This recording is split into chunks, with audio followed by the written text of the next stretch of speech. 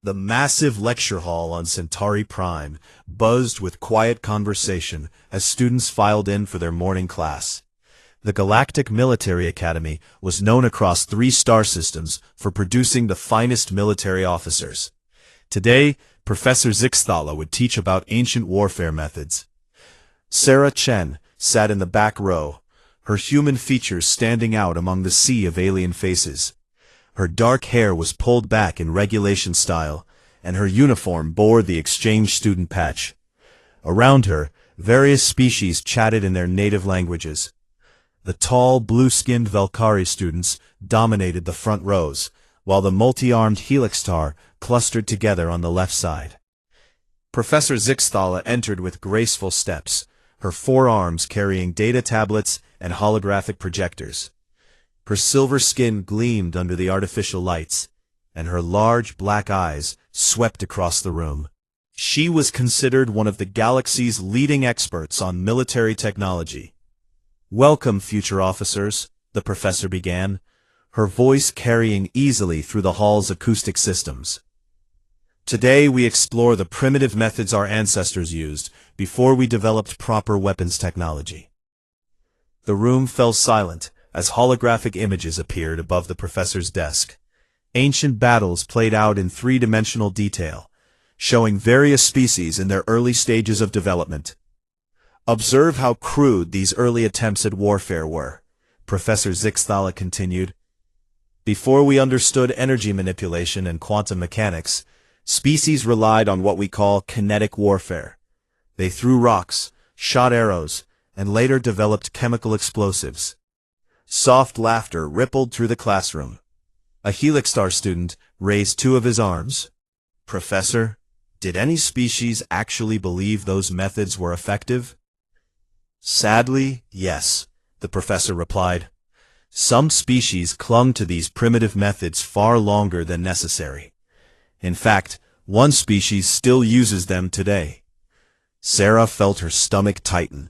She knew where this was heading. A holographic display changed, showing human soldiers in various historical periods, medieval knights with swords, musket-wielding infantry, and modern soldiers with rifles appeared in sequence. "Humans," Professor Zixthala announced. "Even now, in our advanced age, they continue to use chemical propellant weapons. They call them firearms, rifles, and pistols. These devices use controlled explosions to hurl small metal projectiles." The classroom erupted in amused chittering and clicking sounds from various species. A Valkyrie student in the front row spoke up. "How do they expect to compete with plasma rifles and quantum disruptors using such ancient technology?" "They don't compete," the professor said with what might have been a smile on her alien features. "Human military effectiveness is approximately 200 years behind galactic standards. Their weapons are loud, slow, and require physical ammunition. They're limited by gravity, air resistance, and weather conditions." More laughter filled the room.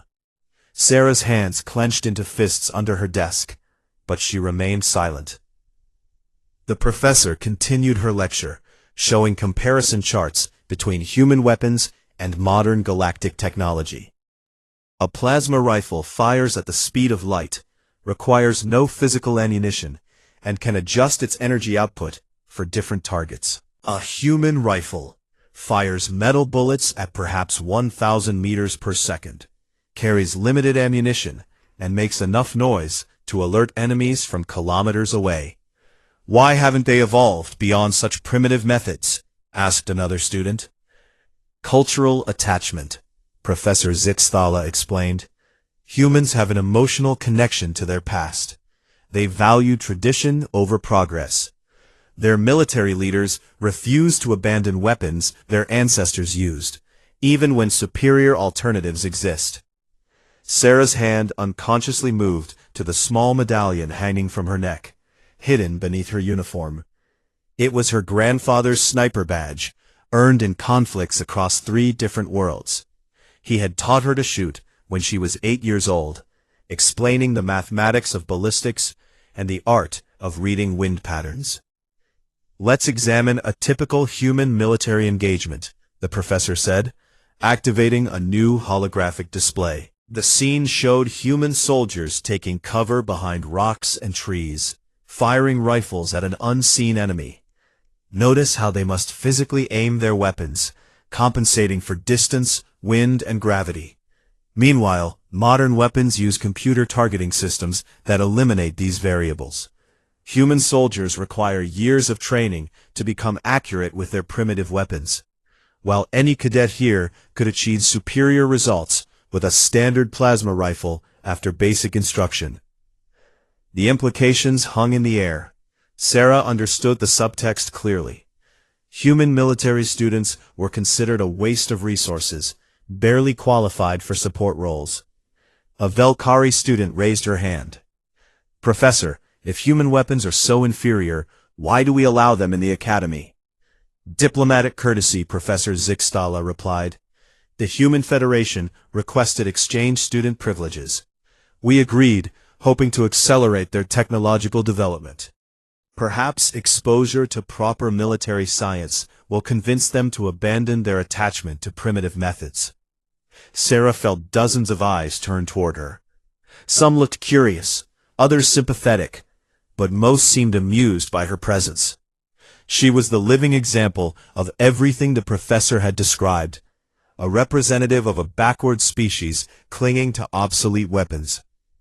In conclusion, Professor Zixtala said, kinetic warfare represents an interesting historical curiosity.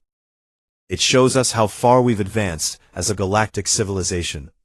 When we see humans still using chemical propellant weapons, we should view them with patience, not mockery. They will eventually reach our level of development, given enough time. The professor's words carried a patronizing tone that made Sarah's jaw clench. Around her, students began packing their materials as the lecture drew to a close. Your assignment for next week, the professor announced, is to research one primitive weapon system and explain why it became obsolete.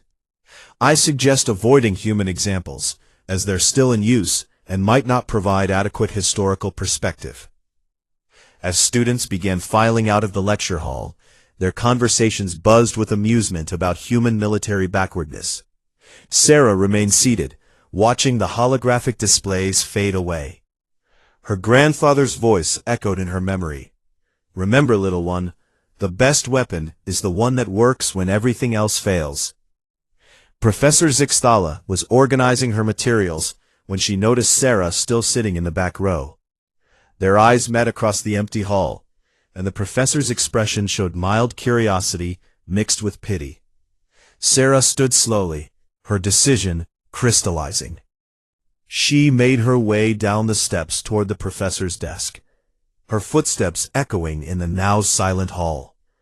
Whatever happened next, she would not let her species be dismissed so easily. Professor Zixtala looked up from her data tablets as Sarah approached the lecture podium. The alien's 4 arms continued organizing materials, while her large black eyes studied the human student with clinical interest. Lieutenant Chen, isn't it? The professor said, her voice carrying the same patronizing tone she had used during the lecture. I hope today's lesson provided valuable perspective on military technological evolution. Sarah stopped a respectful distance from the desk, maintaining military posture despite the anger burning in her chest. Professor, I have a question about your conclusions regarding human ballistics. Of course, Professor Zixtala replied, setting down her tablets. I imagine the comparison between human weapons and modern systems might be difficult to accept. It's natural for species to feel defensive about their technological limitations. With respect, Professor, I don't think your analysis is complete, Sarah said carefully. You focused on optimal conditions where energy weapons perform best, but warfare rarely happens under optimal conditions. The professor's silvery skin seemed to shimmer with amusement. Lieutenant, I've studied military technology for over 3 decades. Energy weapons are superior in every measurable metric. They're faster, more accurate, more efficient, and infinitely more reliable than chemical propellant systems. Under ideal circumstances, yes, Sarah agreed. But what about electromagnetic interference, extreme weather conditions, environments where power systems fail, or targeting computers malfunction? Professor Zeekstala's expression grew more condescending. Modern military doctrine accounts for such scenarios through redundant systems and shielded electronics. These theoretical situations you describe are managed through proper engineering, not by retreating to primitive methods. Sarah felt her grandfather's medallion warm against her chest, as if drawing strength from his memory. He had once told her about fighting in the Rigel system, where solar flares disrupted all electronic equipment for weeks. Human forces had continued operating effectively, while their alien allies struggled with weapons that wouldn't function. "Professor, would you be willing to test that assumption?" Sarah asked quietly. The question hung in the air between them. Professor Zeekstala's forearms stopped moving, and her large eyes focused intently on Sarah's face. Test what assumption exactly? The question hung in the air between them. That human ballistics are inferior under all conditions, Sarah said. I request permission to demonstrate the effectiveness of human kinetic weapons under real-world conditions. Professor Zeekstala leaned back in her chair, all four arms crossing in what Sarah recognized as the Valkyrie gesture for skeptical amusement. You want to prove that chemical propellant weapons can outperform energy systems? Under specific conditions, yes. The professor was quiet for a long moment, clearly considering the implications. Around them, the empty lecture hall seemed to amplify the silence. Finally, she spoke.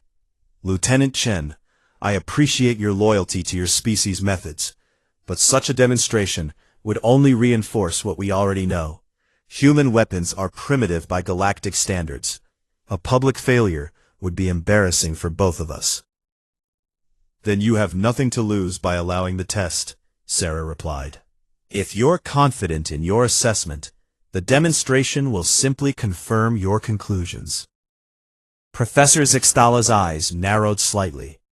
Sarah realized she had touched the alien's professional pride.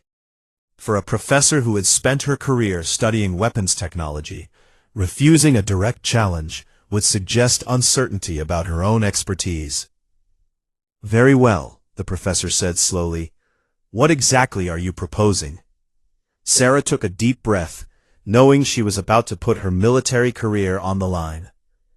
A formal demonstration at the Academy's testing range.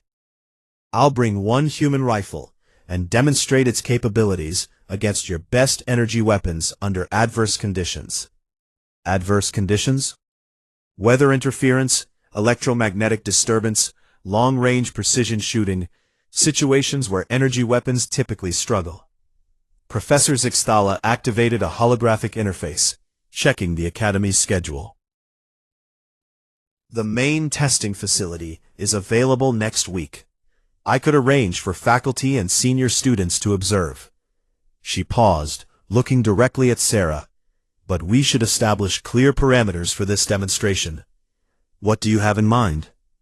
A series of tests comparing human kinetic weapons against standard galactic military equipment. Accuracy, range, reliability, and performance under various environmental conditions. The professor's expression grew more serious. However, if your weapon fails to meet Academy standards, I recommend that human military students be restricted to support roles only. Sarah felt the weight of that ultimatum.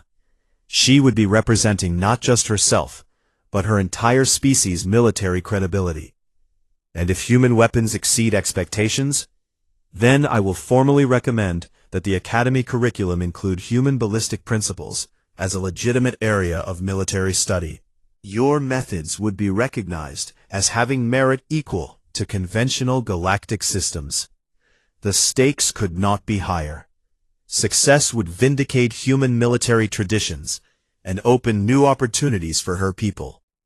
Failure would confirm every stereotype about human technological backwardness and potentially close military career paths for future human students. I accept those terms, Sarah said without hesitation. Professor Zixtala activated several communication systems, sending messages across the Academy network. I'm notifying the weapons department and range supervisors. Commander Thekvar will oversee the demonstration to ensure fairness.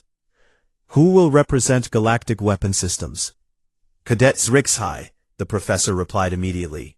He's our top marksman, a Helixtar with natural advantages for precision shooting.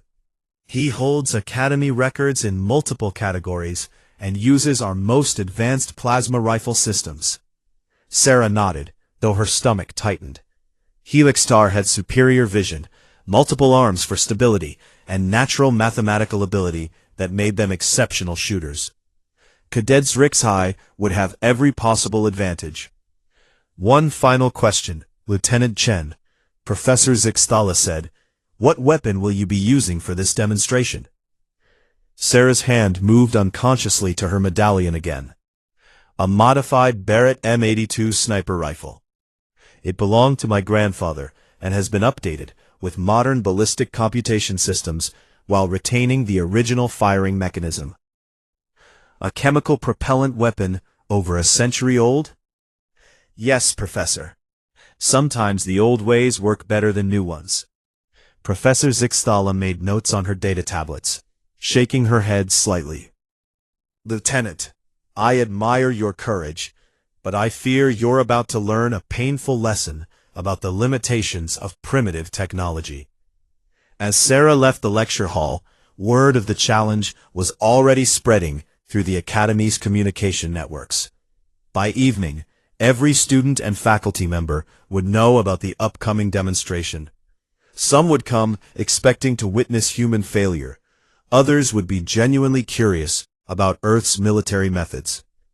Sarah spent the rest of the day in her quarters, composing messages to request her grandfather's rifle from Earth.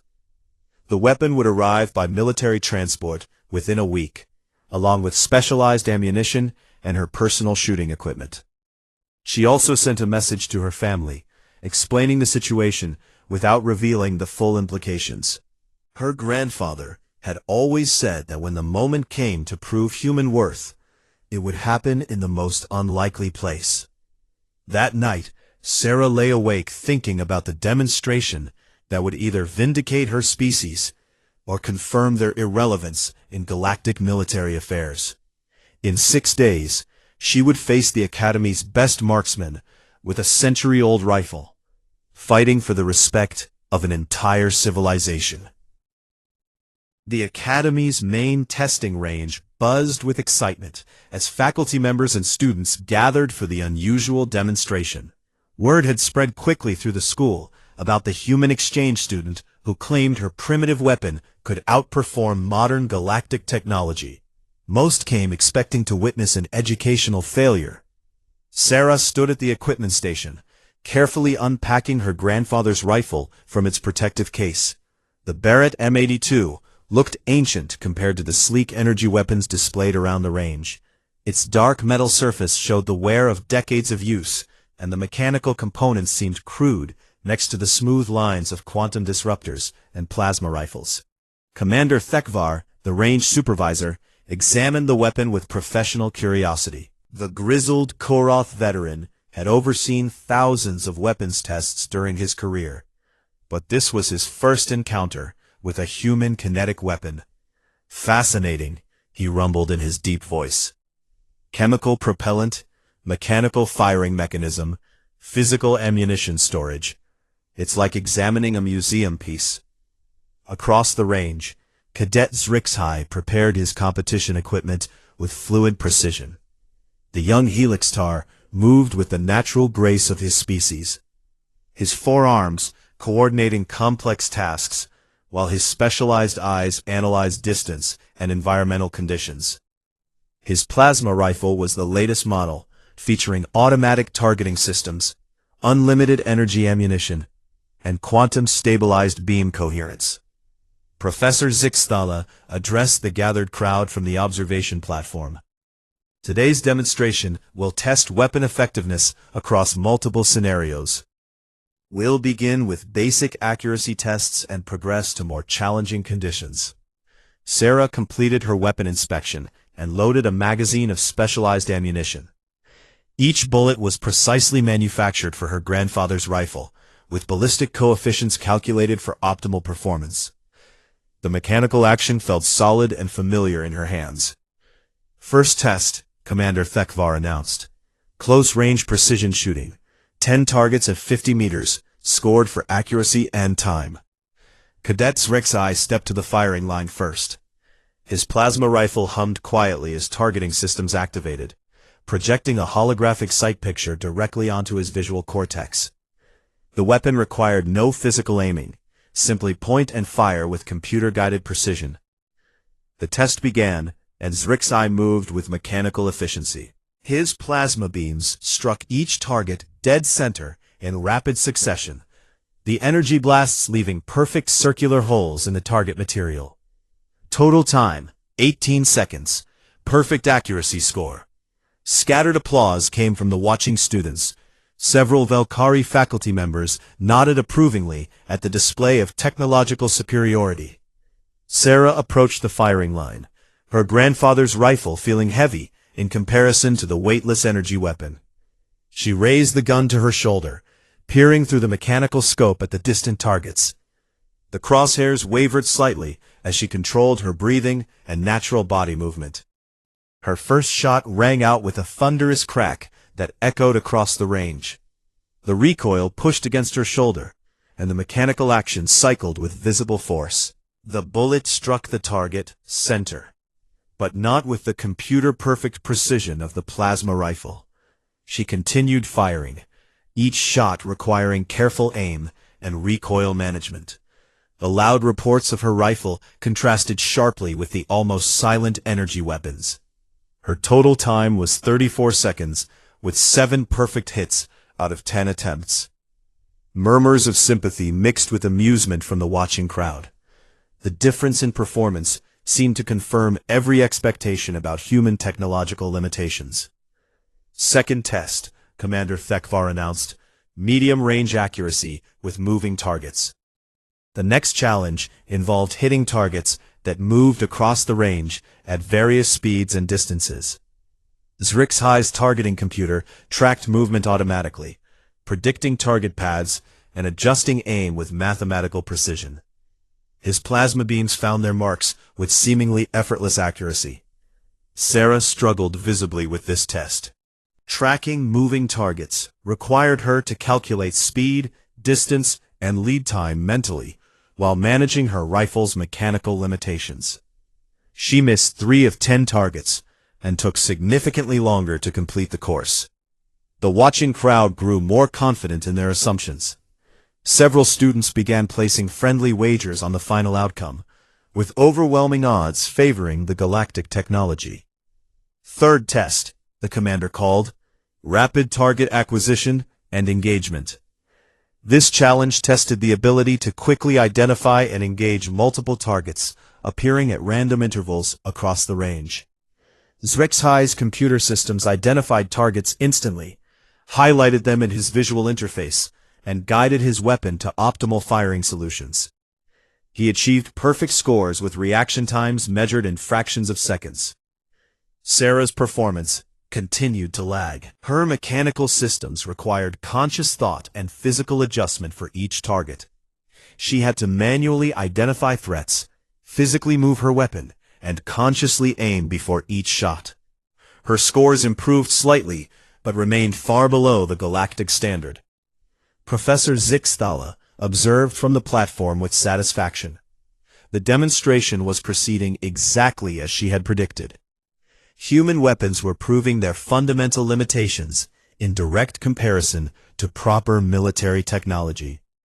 Fourth test, Commander Thekvar announced. Extended range precision shooting. The targets moved to 1,000 meters, a distance that pushed both weapon systems toward their effective limits.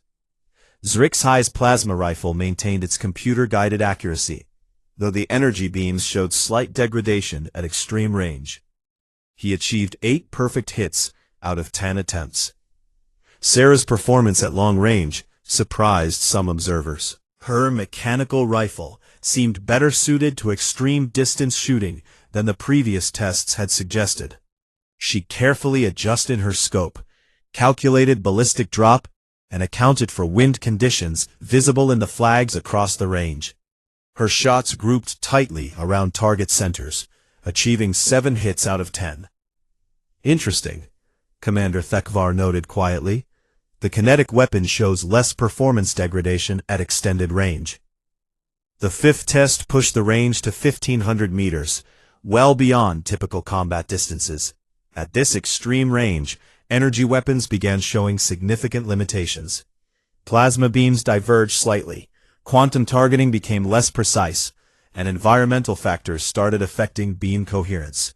Zixai struggled with the extended distance, achieving only 6 hits out of 10 attempts. His targeting computer had difficulty maintaining accuracy at such ranges, and the plasma beams showed visible dispersion. Sarah seemed more comfortable with extreme distance shooting. She spent several minutes reading environmental conditions, adjusting her scope settings, and calculating complex ballistic solutions in her head. Her first shot missed, but subsequent rounds found their targets with surprising consistency. She achieved 7 hits out of 10, actually outperforming the advanced energy weapon. The crowd grew quieter as they realized the human weapon was showing unexpected capabilities. Professor Zeigstala frowned slightly, checking the test parameters to ensure everything was proceeding correctly. Commander Thekvar studied the target analysis data on his tablet. "Curious results," he murmured. "The kinetic weapon maintains effectiveness at ranges where energy systems begin to degrade." As the initial testing phase concluded, the gathered observers began to realize they might be witnessing something more significant than expected. The primitive human weapon was revealing characteristics that their advanced technology couldn't match. Sarah cleaned her rifle's barrel and prepared for the final phase of testing. She knew the real challenge was yet to come. Weather conditions were deteriorating outside the range facility, with electromagnetic storm systems approaching from the west. The final tests would take place under the adverse conditions where human weapons had always excelled. She looked up at the darkening sky through the range's transparent ceiling, feeling her grandfather's medallion against her chest. The old sniper had always said that when technology fails, craftsmanship endures. Soon, she would discover if that wisdom still held true. Dark clouds gathered over the academy as Commander Thekvar checked his weather monitoring equipment. The electromagnetic storm system was approaching faster than predicted, with interference levels that would challenge even the most advanced electronic systems.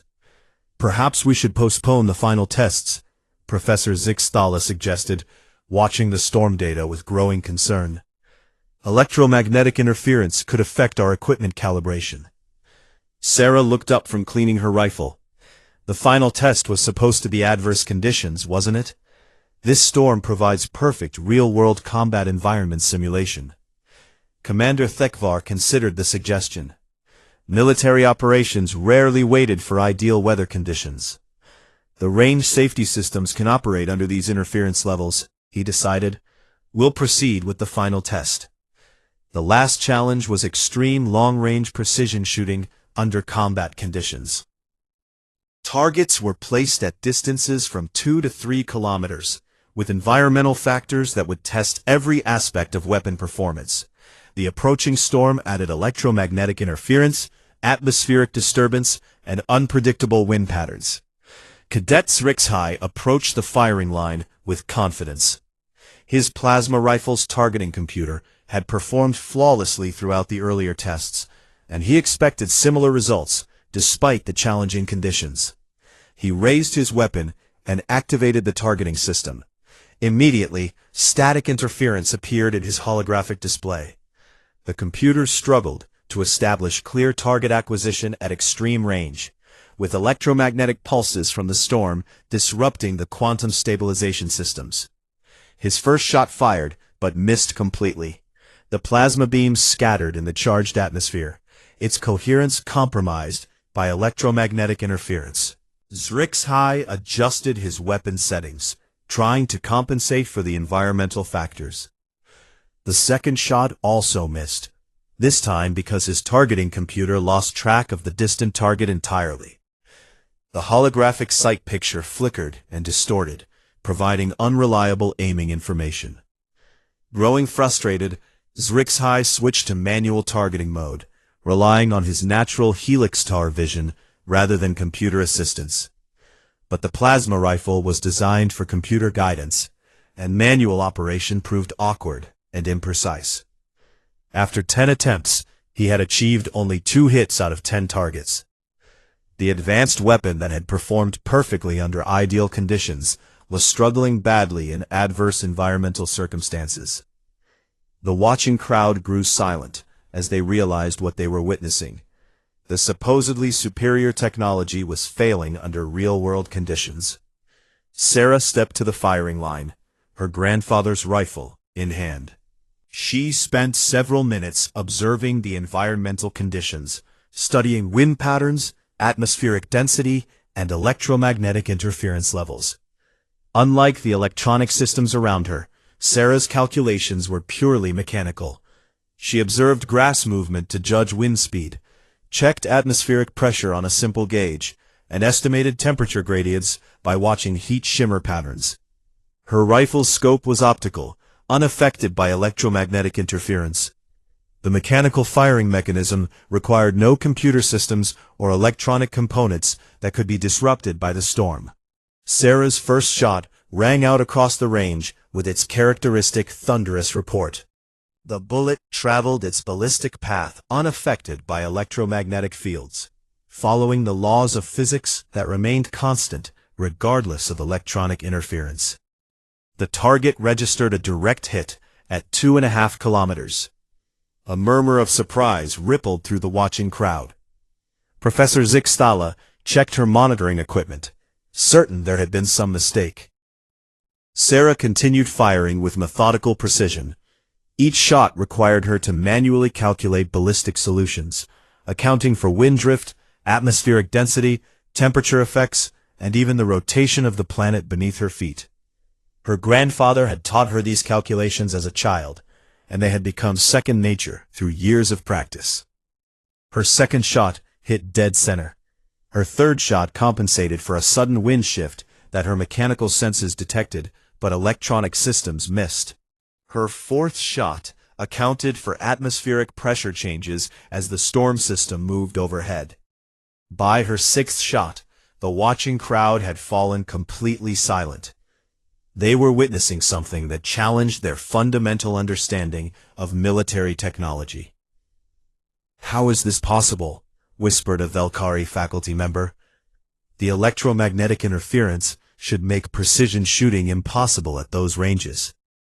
Sarah paused before her seventh shot and turned to address the crowd. "Your energy weapons depend on systems that can be disrupted," she explained, her voice carrying clearly across the quiet range. "Electromagnetic interference, gravitational anomalies, atmospheric disturbances, solar radiation, quantum field fluctuations. You've eliminated these variables through technology, but you've also eliminated your ability to function when that technology fails. This weapon operates on principles that existed before your civilization developed space travel. Chemical energy converted to kinetic force through mechanical action. No computers to disrupt, no energy fields to interfere with, no quantum systems to destabilize."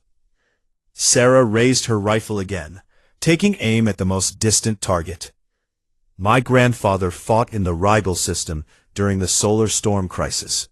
For 3 weeks, no electronic weapon functioned. Human forces continued operating effectively while our alien allies were effectively disarmed." Her seventh shot struck the 3-kilometer target with perfect precision. The crowd watched in stunned silence as the impossible became routine. "You've advanced by controlling variables," Sarah continued, loading another round.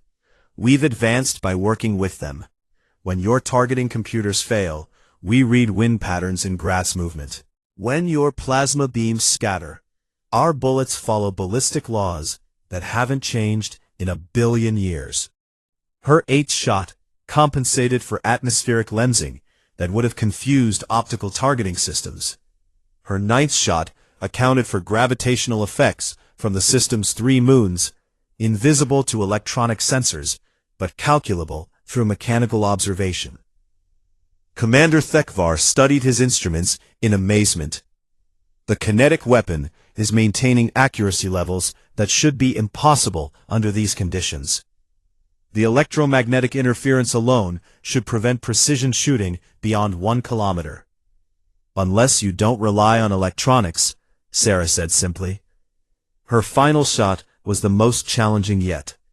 The storm had intensified, creating wind shear patterns that changed every few seconds.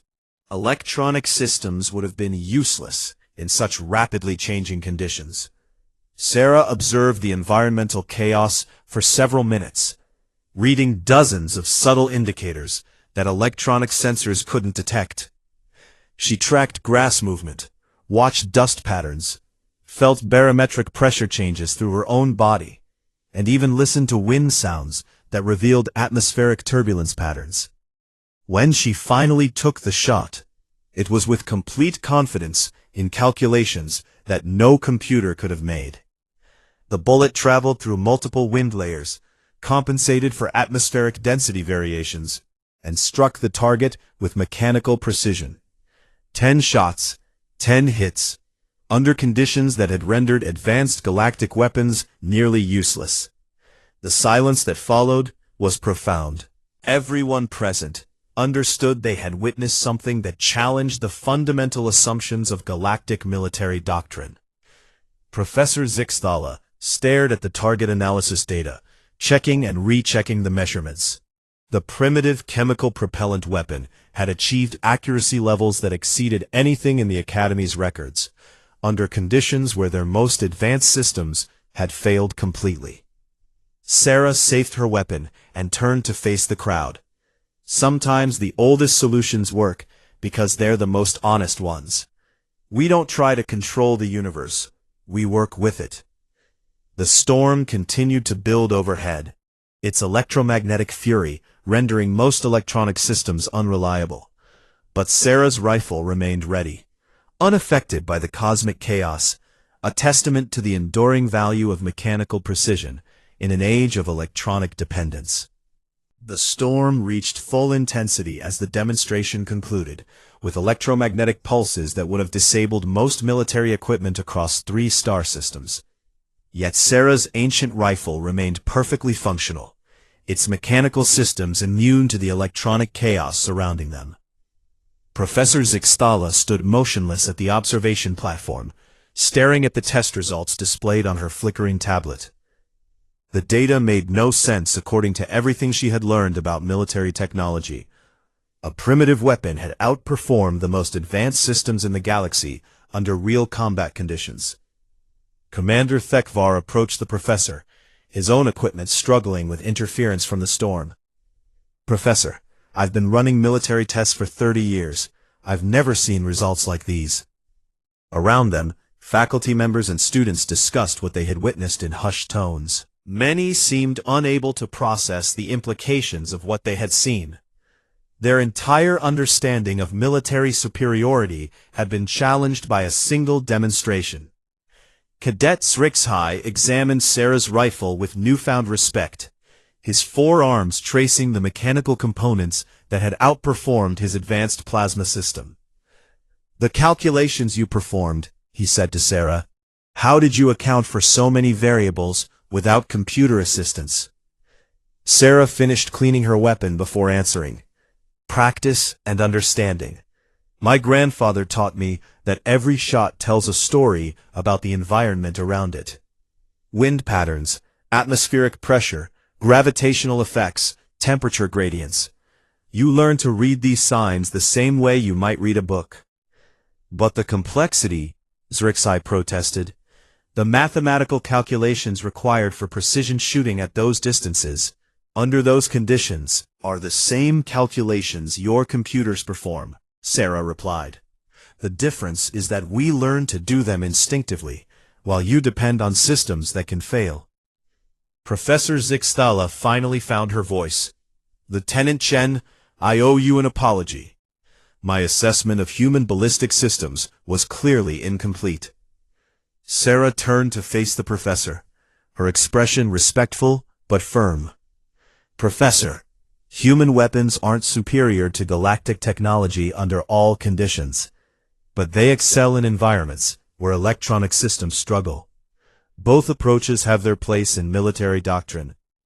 The professor activated her communication systems, sending priority messages to the Academy Administration and the Galactic Military Council. What had begun as a simple demonstration had become a revelation that would reshape military thinking across multiple civilizations. Over the following days, news of the demonstration spread throughout the galactic military community.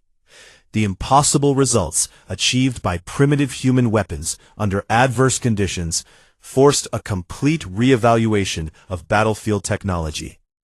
The Academy's administration moved quickly to establish new research programs.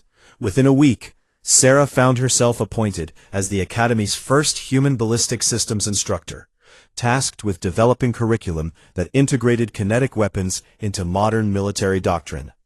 Her first lecture drew capacity crowds. Students who had once viewed human weapons with amusement now sought to understand the principles behind their unexpected effectiveness. Modern warfare, Sarah explained to her new class, requires adaptability. Energy weapons excel in controlled environments with reliable power systems and stable atmospheric conditions. Kinetic weapons excel when those systems fail. She gestured toward the holographic display showing various combat environments. Electromagnetic storms, quantum interference zones, high radiation areas, planets with unusual atmospheric compositions. These conditions are common in actual warfare, but rarely simulated in training. A Velkari student raised her hand.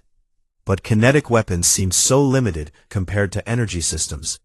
Lower ammunition capacity, slower projectile speed, environmental dependencies. Those aren't limitations, Sarah replied. They're design features. Limited ammunition forces careful shot selection and marksmanship discipline. Environmental dependencies mean the weapon works with natural forces rather than against them. She picked up her grandfather's rifle, now displayed prominently in the classroom. This weapon has operated effectively in vacuum conditions, underwater, in extreme heat and cold, during solar storms, and in radiation fields that would disable most electronic systems. The Academy established new protocols based on Sarah's recommendations. The Chen Protocol, as it became known, integrated kinetic weapons into standard military loadouts for environments where energy weapons might fail. Training programs expanded to include environmental awareness, mechanical systems maintenance, and ballistic calculation methods that didn't require computer assistance. Students learned to read natural indicators the way their ancestors had, developing skills that complemented rather than replaced their technological capabilities. Sarah's rifle was eventually placed in the Academy's Museum of Military Innovation, accompanied by a plaque explaining its significance in challenging galactic assumptions about primitive technology. But perhaps the most significant change was philosophical. The galaxy's military establishment began to recognize that advancement didn't always mean abandoning old methods for new ones. Sometimes, the most sophisticated solution was the simplest one that worked under any conditions. 6 months after the demonstration, Sarah recorded a message to send back to Earth. She sat in her new office, overlooking the Academy's training ranges, where students from a dozen species practiced with both energy weapons and kinetic systems. "Human Military Command," she began. "I'm pleased to report that the Galactic Military Academy has formally recognized human ballistic principles as essential components of modern warfare doctrine." She gestured toward the window, where alien students could be seen learning to operate mechanical rifles under human instruction. "Our methods aren't primitive or obsolete. They're specialized tools designed for conditions where high technology fails." Sarah touched her grandfather's medallion, still worn beneath her new instructor's uniform. The galaxy has learned something important about the relationship between advancement and reliability. Progress doesn't always mean complexity. Sometimes, the most advanced solution is the one that works when everything else fails. The message concluded with footage of mixed species military units training with combined weapon systems, energy weapons for optimal conditions, and kinetic systems for adverse environments. As storm systems continued to move across Centauri Prime, students in Sarah's advanced ballistics class practiced precision shooting using mechanical systems that remained unaffected by electromagnetic interference. They learned to read environmental conditions with their own senses, make calculations without computer assistance, and appreciate the elegant simplicity of weapons that had proven their worth across centuries of human conflict. The irony wasn't lost on Sarah that in trying to prove human backwardness, the galaxy had instead discovered human adaptability. The species that seemed least advanced had developed methods that worked when advancement itself became a liability. Her grandfather would have understood perfectly. In a universe where complexity created vulnerability, simplicity became the ultimate sophistication. The oldest solution was often the most reliable one, tested by time and proven by generations of warriors who understood that when technology fails, craftsmanship endures. The demonstration that began as an attempt to embarrass human military traditions had instead established them as essential elements of galactic defense doctrine. Sometimes the ancient ways weren't obsolete. Sometimes they were exactly what the future needed.